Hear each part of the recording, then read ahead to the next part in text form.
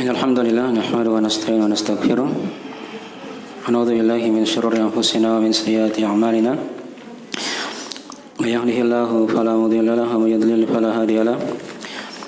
Asyhadu an la ilaha illallah wahdahu la syarika lahu wa asyhadu anna Muhammadan abduhu wa rasuluh sallallahu alaihi wa alihi washabihi wa man tabi'ahum bi ihsan ila yaumiddin amma ba'd.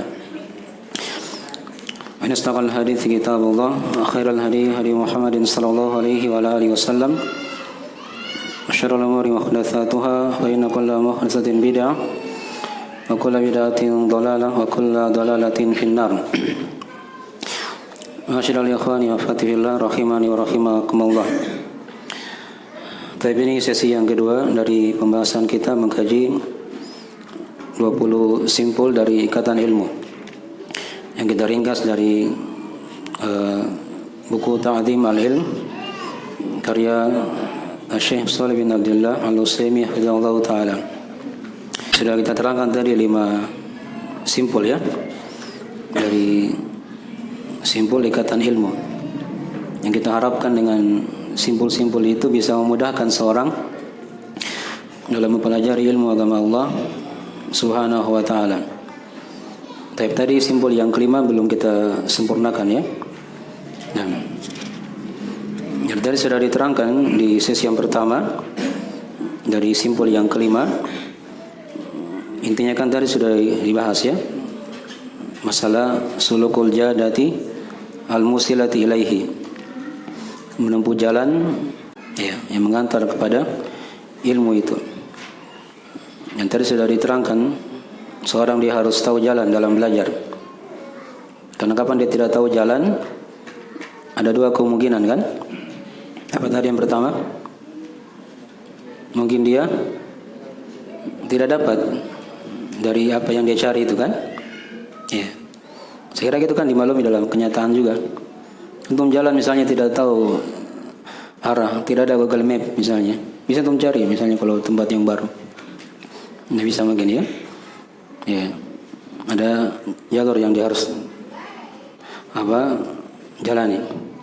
Atau mungkin yang kedua, dia tidak tahu jalan, ya, dia hanya mutar-mutar saja dalam belajar, lama, capek, tapi dia dapat sedikit dari faidah, ya, habis umurnya, tapi sedikit ilmu yang dia dapat. Itu kalau dia tidak tahu jalan, 2 kemungkinan. Tadi sudah diterangkan ya.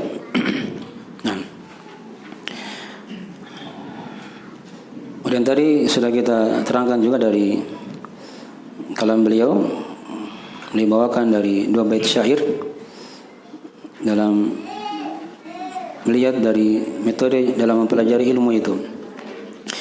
Ya. Yang pertama tadi sudah diterangkan, ya, dia ambil dari setiap bidang ilmu itu hal yang paling bagusnya. Ya. Dengan cara menghafal matan yang melingkup matan yang sering dipakai. Tadi yang sudah kita terangkan, yaitu matan yang pertama adalah apa? Al-Quranul Karim. Itu yang paling awal sekali. Ya, kalau mau ingin menghafal, hafal Al-Quran. Yang tadi sudah diterangkan, metode hafal Al-Quran bagaimana?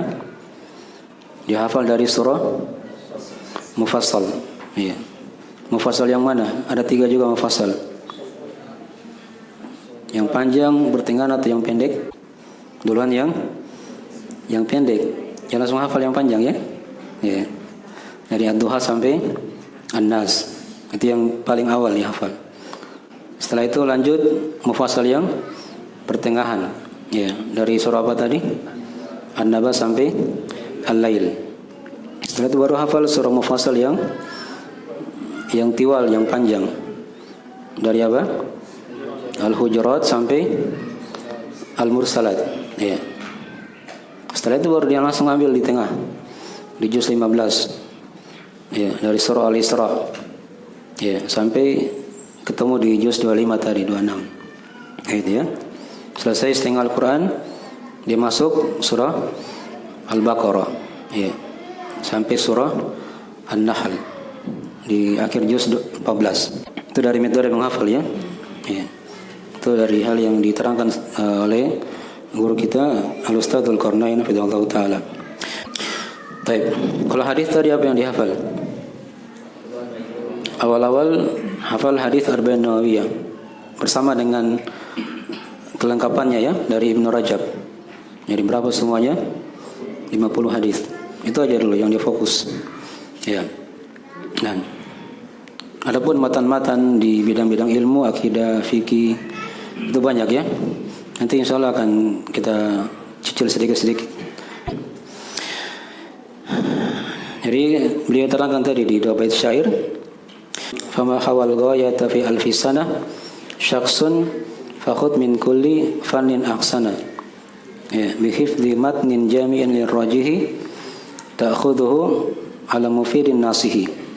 Jadi satu bagian sudah kita bahas dengan bi hifdzi matnin jami'. Ya. Menghafal matan yang jami', Al-Qur'an dan hadis tadi ya.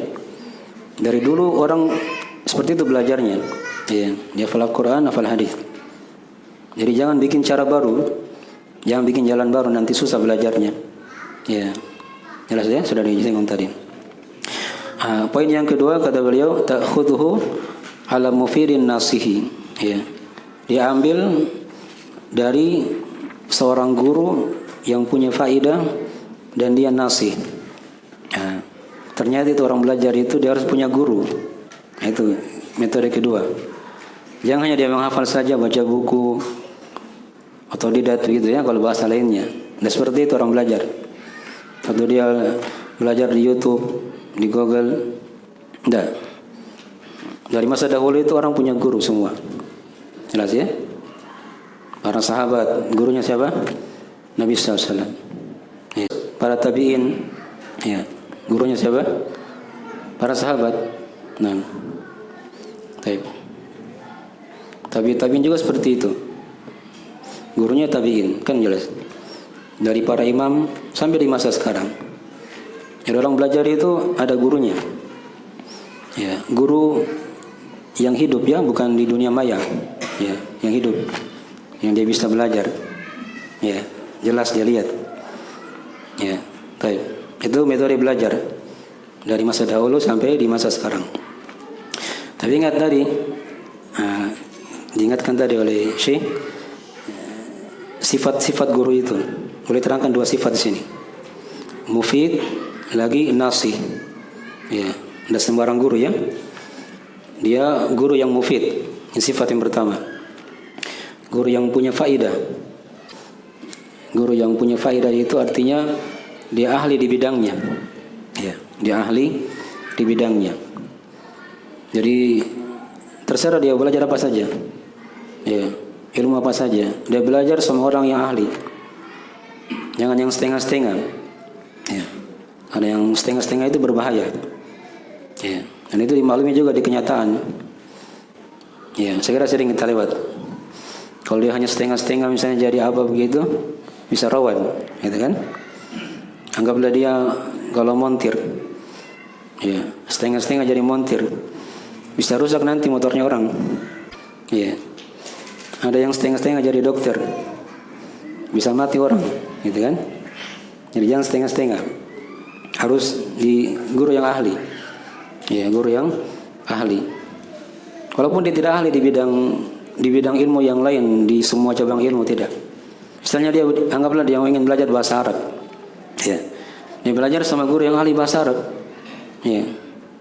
Walaupun mungkin guru itu dia belum dalam di ilmu yang lain. Ya, tapi kalau di bahasa Arab dia dalam. Misalnya ya, contoh seperti itu. Ya, dia belajar akidah. Dia belajar sama guru yang apa? Yang memahami akidah, yang ahlinya.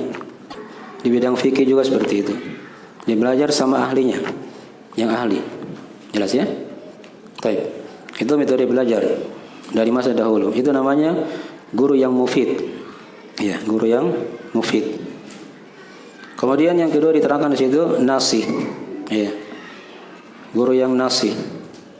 Di antara sifat guru yang nasih itu beliau terangkan dua sifat. Jadi terbagi dua lagi di bawah. Dan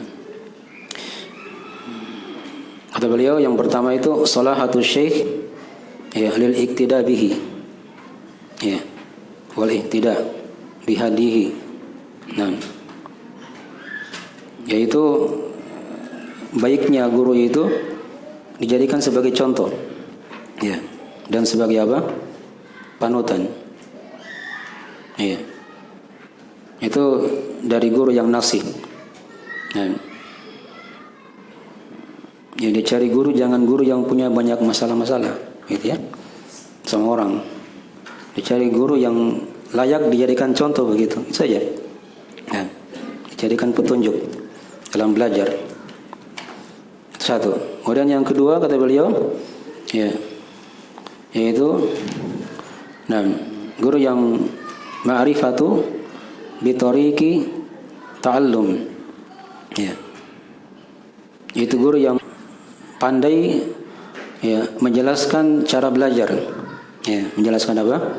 Cara mempelajari ilmu itu, ya, itu guru yang nasih namanya, ya, cara menjelaskan ilmu itu supaya mudah dipahami, ya. Baik, itu guru yang nasih dengan dua sifat. Yang pertama tadi guru yang apa? Layak dijadikan apa? Contoh atau petunjuk, gitu ya.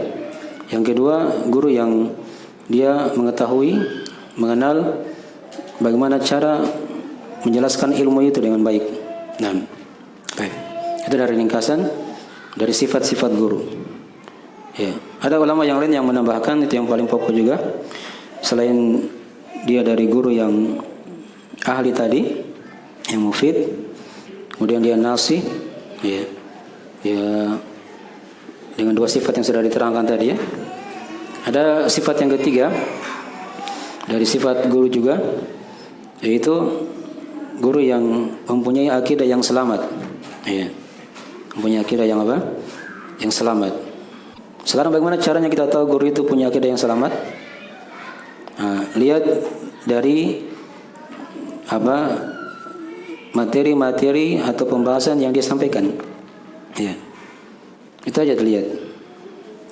Dia pakai pembahasan apa, misalnya buku apa, buku-buku yang ma'ruf dari buku akidah, dipahami, ya?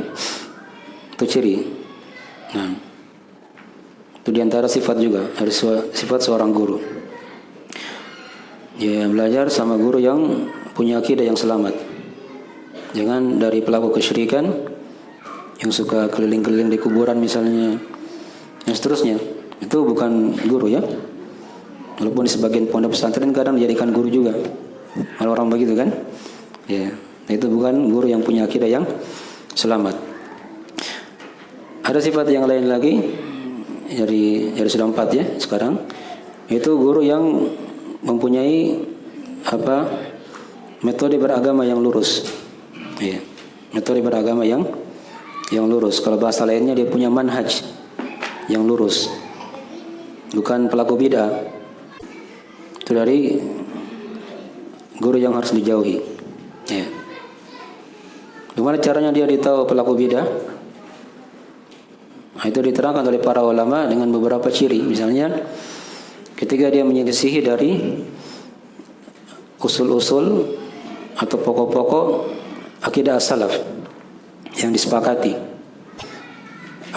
dari masa terdahulu, ya, dari sahabat, tabi'in, tabi'in, seterusnya dari para imam. Itu ada hal-hal yang disepakati, ya.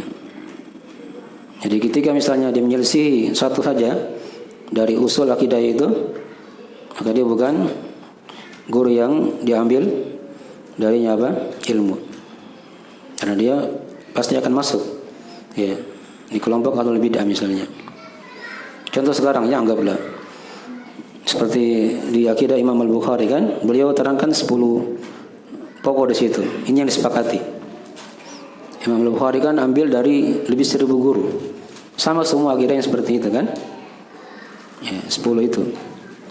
Ya. Jadi kalau misalnya ada yang datang orang yang menyelisih dari satu di antara akidah ini yang disepakati oleh para salaf, maka itu bukan apa? Guru yang layak diambil apa? Ilmunya. Itu dari ukuran-ukuran global, ya. Ada lagi ukuran-ukuran yang lain diterangkan oleh para ulama, nanti kita akan bahas mungkin di pembahasan-pembahasan yang lain. Jadi simpulannya itu ada 4 tadi dari kriteria guru. Jadi di sini Syekh terangkan dua, guru yang mufid, yang ahli tadi, dan nasih. Nasih dengan dua sifat yang sudah diterangkan. Ya. Nah, ditambah dua lagi tadi, yaitu yang punya akidah yang selamat dan dia punya manhaj yang lurus. Dipahami ya? Punya manhaj yang lurus. Dan sekarang kita masuk di simpul yang ke-6. Lihat di halaman berapa sini? Halaman 22. Dan kata penulis Fidallahu Ta'ala, al-ma'qilu sadis, simpul yang ke-6, ri'ayatu fununihi fil akhdhi wa taqdimul aham fal muhim. Ya. Simpul ikatan ilmu yang ke-6 yaitu memperhatikan ya, bidang-bidang ilmu itu dalam mengambilnya dan mendahulukan yang terpenting lalu yang penting setelahnya. Ini metode belajar juga diterangkan oleh penulis. Jadi ketika dia belajar, dia masuk, tadi kan sudah diterangkan 5 prinsip tadi ya, 5 simpul. Apa tadi yang pertama misalnya? Dibersihkan hatinya. Ya. Yang kedua dia ikhlaskan niatnya. Sudah dibahas tadi dengan 4 cara. Yang ketiga tadi apa? Dia kumpulkan tekadnya dalam belajar dengan 3 cara tadi ya. Ya, dia punya semangat, mohon pertolongan pada Allah, dan apa? Jangan merasa lemah. Ini kaidah-kaidah ya, dipegang ini. Dan yang keempat, dia arahkan tekad yang kuat tadi itu kepada apa? Ilmu Al-Quran dan Sunnah. Itu yang difokuskan. Ya. Yang kelima, sudah kita bahas tadi, dia menempuh jalan yang mengantar kepada ilmu, jalan yang sudah sering dilewati. Ya. Jangan bikin jalan baru dalam belajar. Baik. Kemudian yang keenam yang kita bahas ya, yaitu dia memperhatikan dari bidang-bidang ilmu itu. Dia pandang dulu. Ilmu itu kan punya bidang-bidang. Ya. Tapi dia dahulukan mana yang paling penting, baru yang penting setelahnya. Ya, ini cara belajar. Metode ya. Jangan sembarang diurut, di otak-atik. Ya, nanti bingung nanti dia belajar seperti itu. Jadi ada urutan-urutannya. Baik. Di sini diterangkan oleh Imam Ibnul Jauzi rahimahullahu taala, jadi halaman 22 ya. Kata beliau, ya, jam'ul ulumi mamduhun. Ya. Mengumpulkan ilmu itu adalah hal yang terpuji. Adalah hal yang terpuji. Nah, ya. Kata beliau, min kulli fannin khud wa la tajhal bih. Fal khurru muttali'un 'alal asrari. Ya. Kalau terjemahannya, min kulli fannin khud wa la tajhal bihi. Di setiap bidang ilmu ambillah. Ya, dan jangan kamu bodoh di situ. Jangan kamu bodoh dengannya. Ya. Karena orang yang merdeka yaitu falkhur muttali'un 'alal asrari. Itu orang yang dia punya ittila', dia punya pengetahuan pada hal-hal yang tersembunyi dari seluk-beluk ilmu. Ya. Jadi itu dulu, dia pandang dulu. Tiap ilmu itu ada bidang-bidangnya misalnya kan. Ya. Jangan kita bodoh di situ. Ya. Ini buku yang kita bahas ini ringkasan, ini dari bidang adab dalam mempelajari ilmu. Ya, tahu adab-adab, simpul-simpul ikatan ilmu, tahu jalannya, baru dia masuk di ilmu-ilmu yang banyak itu. Nah, ilmu itu kan banyak bidang-bidangnya ya. Banyak bidang-bidangnya. Ada bidang akidah misalnya, ya, ada bidang fikih, ada bidang apa lagi? Ada tafsir, ada ilmu hadis, gitu kan? Ada ilmu sirah, ya, banyak bidang-bidang ilmu. Ya, itu namanya kunci-kunci ilmu, gitu ya. Pokok-pokok ilmu syariat. Ya. Dan tadi sudah kita singgung, ya, di bawah bidang-bidang tadi itu ada namanya apa? Ilmu-ilmu alat. Ya. Ada bahasa Arab, ada tajwid misalnya kan, usul fikih, usul hadis atau mustalah hadis, ada usul tafsir. Itu bidang-bidang ilmu namanya. Ya. Jadi minimal dia pelajari walaupun ringkas. Ya, jangan dulu mendalam. Dia tidak jahil di situ. Ya, dasar-dasarnya dia pelajari. Sudah ada dasar-dasar, nah baru dia naik sedikit-sedikit. Dipahami ya? Misalnya di bahasa Arab ada kitab-kitab. Ya, misalnya kalau di ilmu nahwu misalnya kan ada matan al-ajurumiyah misalnya. Ya. Ilmu sharaf ada juga matan yang lain. Ringkas, dia cari dulu. Kalau di muhadatsa, di percakapan, anggaplah kalau untuk di masa ini atau di masa kini ada kitab durusul lughah.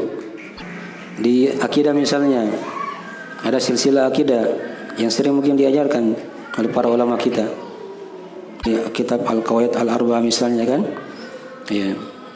Ada mana la ilaha illallah, mana tauhid, usul sita, sitatul mawad min as-sirah, ya, dan seterusnya.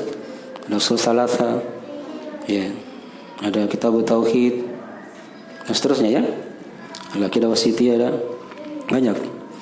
Itu aja yang dia dalami. Buku akidah kan banyak sekali, tapi dia ambil kunci-kuncinya, pokok-pokoknya, kitab-kitab ringkas. Dia belajar, selesai, dia pahami dengan bagus, ya sudah. Dipindah lagi ke bidang yang lain, gitu. Di bidang yang lain, ya. Itu ada gambaran-gambaran nanti.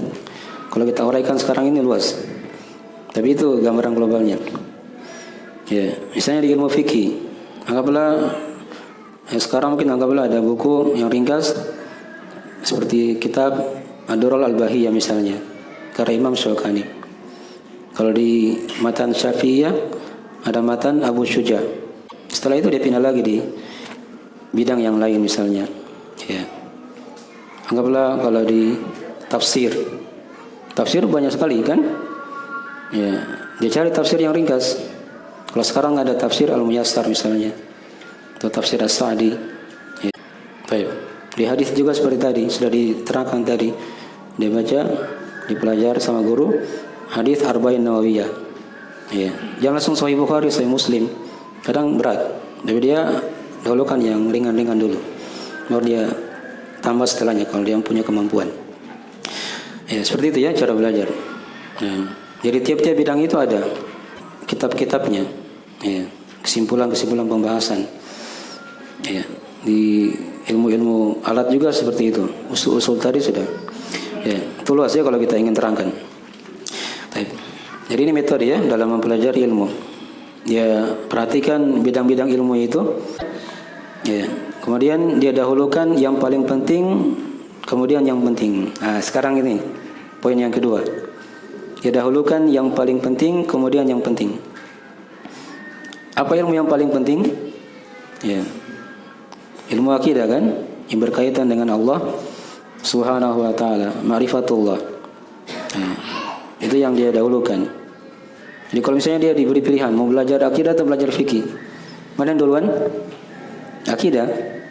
Ya. Walaupun fikih juga tetap ada kewajiban di situ yang dia harus pelajari dari kewajiban sehari-hari. Misalnya masalah taharah, salat, gitu kan? Ketika masuk Ramadan dia belajar fikih ringkas seputar Ramadan, puasa. Kalau dia punya harta dia belajar masalah zakat. Ya. Kalau dia ingin haji atau umrah dia belajar walaupun ringkas masalah haji dan umrah. Jelas ya? Seperti itu. Ada hal-hal yang wajib. Nah, didahulukan. Baik. Itu dari metode belajar. Dari metode belajar. Didahulukan yang terpenting, kemudian yang penting setelahnya. Nah, metode-metode seperti ini hanya bisa didapatkan lewat guru ya. Ya, lewat guru. Bukan kita tebak-tebak. Ya, mana yang dahulukan, buku apa misalnya kan? Materi apa yang didahulukan, urutannya bagaimana, itu lewat guru nanti. Nah, ingat tadi guru yang sudah diterangkan kriterianya, itu yang lebih dicari ya, yang sudah dibahas tadi. Ya. Jadi setelah dia lihat, dia pelajari tadi dari bidang-bidang ilmu, walaupun sedikit dari dasar-dasarnya dari itu semua. Nah, setelah itu dia naik dia lihat dirinya, kira-kira dirinya itu lebih condong ke ilmu apa yang dia ingin dalami misalnya. Jelas ya? Itu langkah selanjutnya kata beliau. Ya. Kalau misalnya setelah dia pelajari tadi semua bidang ilmu, dia lihat kayaknya saya ini condong lebih dalami ilmu akidah. Ya, dia takhusus di masalah akidah. Ya. Tapi dia tidak jahil di masalah fikih, gitu kan? Di masalah hadis, masalah tafsir kan dia sudah belajar tadi. Dasar-dasarnya. Di bahasa Arab dia juga bisa. Tapi ada ilmu yang ingin dia dalami lebih jauh. Contoh gitu ya. Ada juga mungkin enggak, kalau saya mungkin lebih mau ingin dalami di masalah fikih. Tapi di masalah ilmu yang lain tetap dia sudah tahu tadi, dia sudah pernah belajar dasar-dasarnya. Ya. Jadi seperti itu. Ada mungkin ulama dia ingin dalami di masalah hadis, di ilmu hadis. Tapi di akidah dia tidak, bukan juga orang yang jahil di akidah atau di fikih. Tetap dia paham, tapi ada yang lebih mendalam. Nah, itu langkah selanjutnya. Diterangkan oleh Syekh di situ ya. Dari metode belajar. Dari metode apa? Belajar. Nah. Baik. Jadi dahulukan yang paling penting, kemudian yang penting setelahnya. Yang kedua, kalau dia sudah belajar bidang-bidang itu, walaupun ringkas semuanya, dia naik di tingkatan kedua. Dia lihat kira-kira dirinya ini condong ke mana. Ya. Dipahami ya? Condong ke ilmu apa yang ingin dia apa? Dia perdalam. Baik. Sekarang simpul yang ketujuh. Baik. Kata beliau, hafizahullah taala, al-ma'qidus sabi. Baik. Al-mubadaratu fi tahsilihi waqtinamu sinnis siba wasyababi. Ya. Ini juga prinsip. Jadi simpul ikatan yang penting juga. Ya. Jadi simpul yang ketujuh kata beliau, al-mubadarah, bersegera. Ya. Ila tahsilihi, di sebagian cetakan fi tahsilihi, dalam menghasilkan ilmu itu. Waqtinamu ya sinnis siba wasyababi, yang dia manfaatkan, dimaksimalkan usia kecil dan usia muda. Nah, usia kecil dan usia apa? Muda. Jadi ketika dia belajar, dia bersegera dalam belajar. Jangan tunda-tunda belajar ya. Mumpung masih muda, ya, belum menikah, walaupun sudah menikah. Ya, kapan ada kesempatan, ada jalan terbuka, masuk ke situ. Ya, jangan dia tunda-tunda belajar. Ya. Ini kan dimaklumi ya, dalam Al-Qur'an diterangkan, fastabiqul khairat. Ya, berlomba kalian dalam kebaikan. Wasari'u ila magfiratin mir rabbikum, dan bersegeralah kalian kepada pengampunan Rabb kalian. Fafirru ila Allah, dan berlarilah kepada Allah. Bukan suruh berjalan, tapi disuruh berlari. Itu dari ayat-ayat ya, yang menjelaskan tentang masalah ini. Di situ ada perkataan yang bagus dari Imam Ahmad rahimahullah ta'ala. Kata beliau, ya, masyabahtu syababa illa bi syai'in kana fi kummi fasaqata. Ya. Kata beliau, aku tidak mengibaratkan ya masa muda itu kecuali seperti sesuatu yang ada di kantongku kemudian dia jatuh. Ya. Yang ada di kantongku kemudian apa? Dia jatuh. Ya, itu masa muda seperti itu ibaratnya. Cepat sekali berlalunya. Ya, cepat sekali apa? Berlalunya. Ya. Beliau bawakan juga di situ dari perkataan Al Hasan Al Basri rahimahullah taala.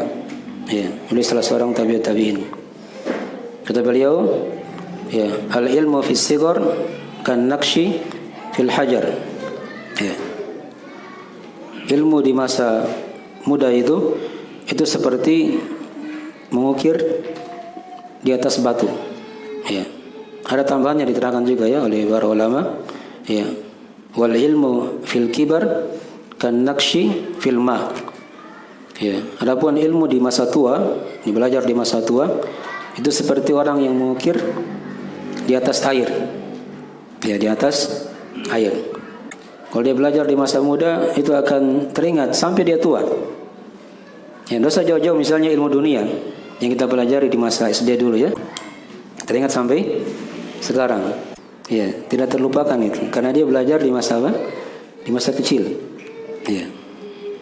Di masa umur-umur setelahnya lagi, misalnya dia sudah SMP, itu lebih kuat ingatannya daripada dia belajar di masa tua. Bagaikan orang mengukir di atas batu, terukir itu, tidak hilang. Nah, beda kalau dia belajar di masa tua, itu seperti mengukir di atas apa? Di atas air. Ya, di garis begitu hilang. Garis hilang. Begitu ya. Itu kebanyakannya orang tua seperti itu. Kalau dia sudah belajar, mungkin di sini dia paham, dia pulang di rumahnya sudah lupa. Ya, kalau dia masih muda biasanya teringat. Itu ukuran kebanyakan. Seperti itu ya. Baik. Nah.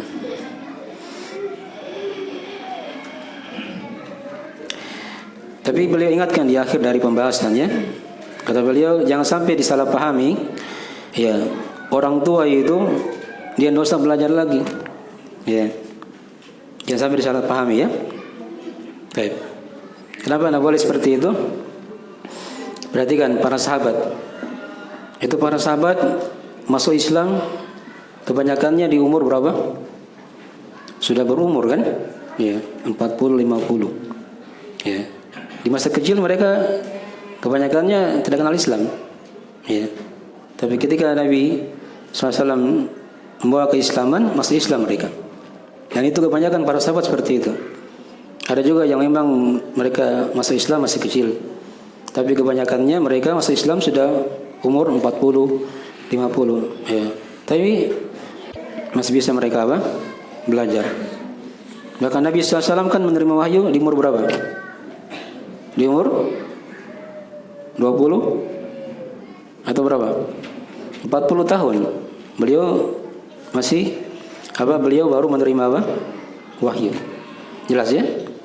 Nah, itu jangan sampai disalahpahami. Ya. Baik.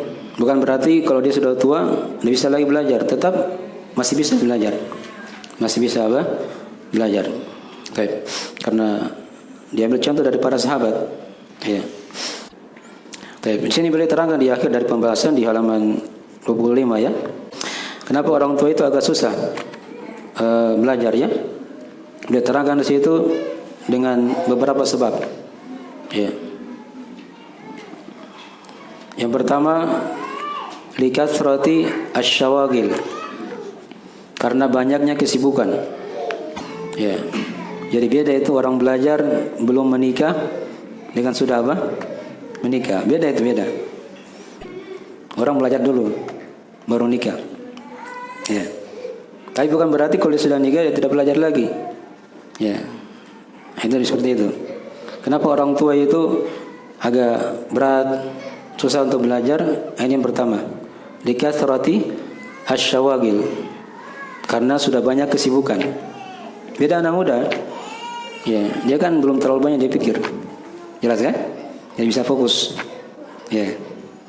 Baik. Yang kedua, kata beliau, ya, wa ghalabati al-qawati. Ya. Karena mendominasinya apa? Al-qawati, hal-hal yang bisa memutus dari ilmu itu. Ya. Baru mau dia duduk belajar, sudah ditelepon lagi misalnya. Ya. Ambilkan ini, itu dan seterusnya. Terputus lagi dia belajar. Contoh misalnya kan, banyak hal-hal yang bisa memotong. Itu di orang-orang tua seperti itu ya. Ya. Kemudian yang ketiga, ya, wa takatsur al-alaik. Ya. Banyaknya keterkaitan. Ya. Sudah banyak yang dia harus fikir. Dia harus selesaikan. Itu kan kewajiban juga. Nah, dipahami ya? Itu bedanya kata beliau. Belajar di masa muda dengan di masa tua. Jadi itu dari 3 sebab ya diterangkan oleh Syekh di sini ya. Nah, tapi kata dia jangan sampai salah paham. Orang tua juga bisa belajar. Ya, bahkan dinukil oleh banyak para ulama ya, mereka itu belajar di masa tua. Ya, ada dari sejumlah imam, tapi saya ada bahas ya, nanti panjang kalau kita cerita dari kisah-kisahnya semuanya. Ini dari prinsip yang atau simpul ikatan ilmu yang ketujuh. Dia bersegera menghasilkan ilmu itu dan dia memaksimalkan usia muda, ya, usia belia, dalam mempelajari ilmu agama Allah Subhanahu wa taala. Ya, satu lagi ya kita baca mungkin di malam ini. Kata beliau, hafizahullah taala, di prinsip yang ke-8 ya, simpul ikatan ilmu yang ke-8, al-ma'qidut tsamin. Ya, prinsip atau simpul ikatan yang ke-8. Luzumu ta'anni fi talabihi wa tarkul ajalah. Ya. Senantiasa bertahap dalam menuntutnya dan meninggalkan ketergesa-gesaan. Ya. Ini juga penting kita belajar ya. Jadi belajar itu bertahap. Dia bertahap dalam belajar. Ya, dan jangan terburu-buru. Ya, jangan terburu-buru. Ini kadang misalnya kalau dia terlalu semangat, dia mungkin belajar semuanya. Ya. Sehingga kadang dia pusing. Dia lihat misalnya orang yang belajar buku yang tinggi, dia ikut juga di situ, duduk. Padahal dia belum paham di situ kadang, sampai di situ pikirannya. Ya, karena dia tidak tahu cara apa? Cara belajar. Ya. Baik. Jadi ketika dia belajar itu dia bertahap. Ya. Dan dia tinggalkan ketergesa-gesaan. Jangan tergesa-gesa dalam mempelajari ilmu agama Allah Subhanahu wa taala. Dibawakan situ ayat di antaranya diterangkan di surah Al-Muzammil. Ya. Kata Allah Subhanahu wa taala, "Inna sanulqi 'alaika qawlan tsaqila." Ya, sungguhnya kami akan memberikan kepada Muhammad ya qawlan tsaqila, perkataan yang berat. Ya. Perhatikan Al-Qur'anul Karim ya, dibahasakan dengan hal yang berat. Ya, ini Al-Qur'an ini. Belum lagi ilmu-ilmu yang lain. Nah, padahal dia sudah dimudahkan oleh Allah. Itu pun dibahasakan dengan perkataan yang berat. Nah, jadi ketika dia belajar, dia ta'anni, ya, pelan-pelan, bertahap dalam mempelajarinya. Jangan dia tergesa-gesa. Jangan dia apa? Tergesa-gesa. Jelas ya? Baik. Kenapa seperti itu? Dibawakan juga ayat yang lain. Kenapa kita harus belajar itu bertahap? Ya, jangan tergesa-gesa. Dibawakan juga di situ di ayat di surah Al-Furqan.